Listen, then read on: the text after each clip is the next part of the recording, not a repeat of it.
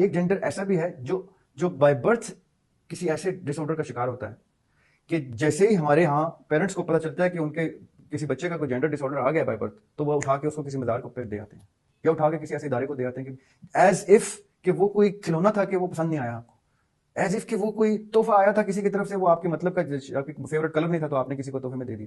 آپ اس کو ڈس آن کر دیتے ہیں، اپنے بلڈ کو ڈس آن کر دیتے ہیں. پریکٹیکلی ہم پوری عمریں گزار کے مر رہے ہیں، مرتے جا رہے ہیں جنریشنز اینڈ جنریشنز، اور ہم اس ٹاپک کو اس اسٹگما کی وجہ سے ٹچ ہی نہیں کر رہے کہ یار خواجہ سرا ایک ٹرم ایگزسٹ کرتی ہے پاکستان میں اور ایک بہت کثیر پاپولیشن ہے ان کی.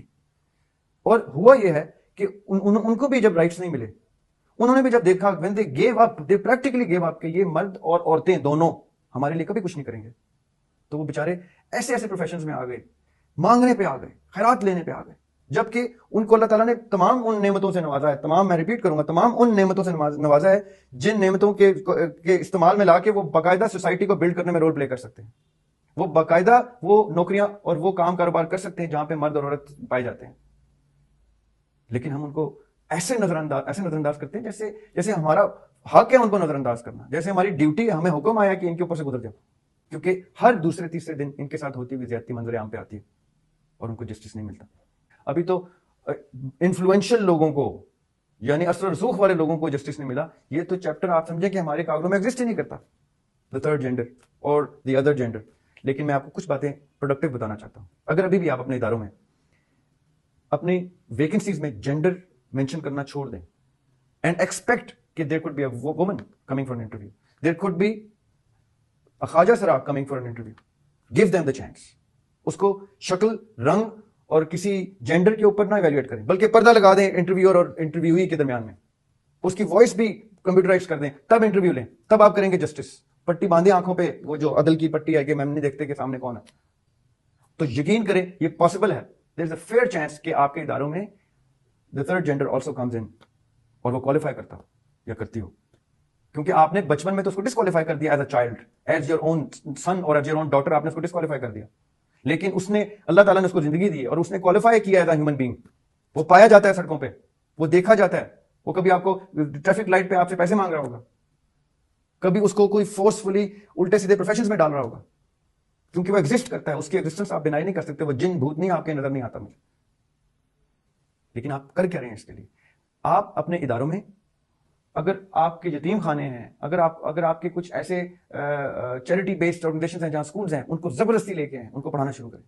اگر آپ پڑھا نہیں سکتے کیونکہ ان بیچاروں کی ایجز اتنی ہو چکی ہیں، سڑکوں پہ بیچارے زندگیاں گزار چکے ہیں، تو ان کو اسکل سکھانی شروع کریں، ان کو کسی ہنر پہ ڈالیں اور ان کو سوسائٹی میں ایک پروڈکٹیوٹی کی سینس میں دیکھیں کہ وہ آپ کی پاپولیشن کا ایک حصہ ہے. اس کو یوٹیلائز کریں اور اس کو رائٹس دیں، اس کو حق حلال کی روزی دیں، تو یقین کریں وہ چاہے گا کہ وہ حق حلال کمائے. ڈسکشن جینڈر ایکوالٹی پہ ہے تو خواتین کے حقوق کوئی نہیں آپ نے خالی دماغ میں رکھنا.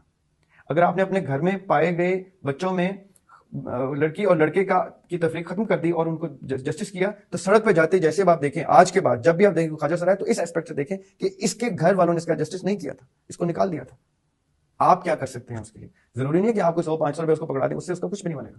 آپ انفلوئنشل لوگ جو یہ چیز، جو ویڈیو دیکھیں گے، جو کچھ کر سکتے ہیں، جو اسٹیٹ کے لوگ ہیں، وہ کوئی ادارہ بلڈ کریں یا کسی ادارے میں ان کو انڈکٹ کرنا شروع کریں اور ان کو اسکلز کے اوپر لے کے آئیں اور ان کو تعلیم کے اوپر لے کے آئیں. گریجولی، سلولی، ابھی فوراً چینج نہیں آئے گا. گریجولی وہ اسکل سیکھنا شروع کریں گے، کرتے کرتے کرتے کرتے ایک وقت آئے گا کہ وہ کیمرے کے آگے اور کیمرے کے پیچھے بھی وہ پائے جائیں گے اپنی اسکل سیٹ کے ساتھ. ہم نے ان کو اسکلز دی نہیں، ورنہ وہ شاید میرے سے بہتر آپ کو یہ چیزیں ایڈریس کر کے دیں. اگر میں ابھی ان کے حقوق کے لیے ان میں سے کسی کو یہاں بٹھاؤں تو مجھ سے بہتر طریقے سے آپ کو بتائے گا کہ اس کے کون کون سے حقوق مسنگ آپ نہیں دیتے. لیکن ہم کیوں بٹھائیں گے ان کو کیمرے کے آگے؟ ہم تو ان کو اپنے ساتھ بٹھانے کے قابل ہی نہیں سمجھتے. یہ ہمارا فلا ہے، یہ ہماری کمی کوتاہی ہے، اس میں ان کا کوئی قصور نہیں ہے. وہ تو ایز اے ٹیسٹ ہمیں ٹکر رہے ہیں اللہ کی طرف سے، اور ہم اس ٹیسٹ میں فیل ہو رہے ہیں. یہ وہ اس کی ضمانت بن کے ہمیں نظر آتے ہیں، وہ ایک سائلنٹ تھپڑ بن کے ہمارے چہروں پہ لگتے ہیں. اللہ کی طرف سے بھیجا ہوا ایک ہمیں آئینہ بن کے ملتے ہیں کہ ہم نے ان کے رائٹس کی حق تلفی کر دی.